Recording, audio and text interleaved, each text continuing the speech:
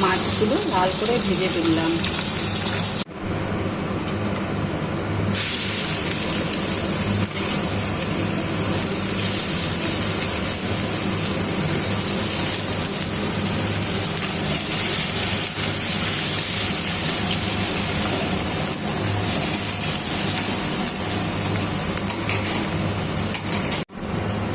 ভালো করে পেঁয়াজ ভেজে এর মধ্যে আদা, রসুন, লঙ্কার গুঁড়ো, হলুদ গুঁড়ো, একটু পেঁয়াজ বাটা মিক্স করে দিয়ে দিলাম।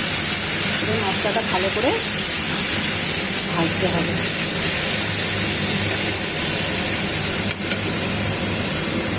একটু লবণ দিয়ে দিলাম।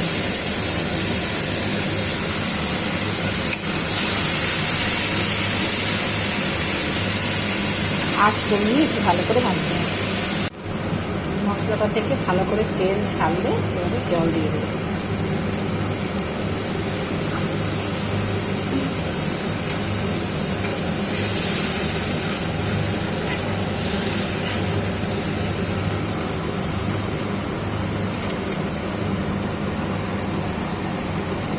জলটা ভালো করে ফুটে উঠলে মাছগুলো দিয়ে দেবো।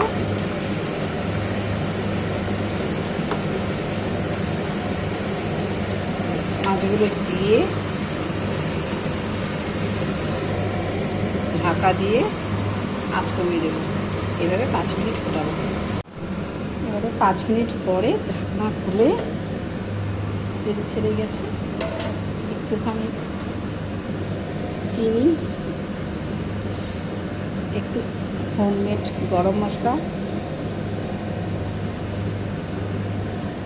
দিয়ে একটু নেড়ে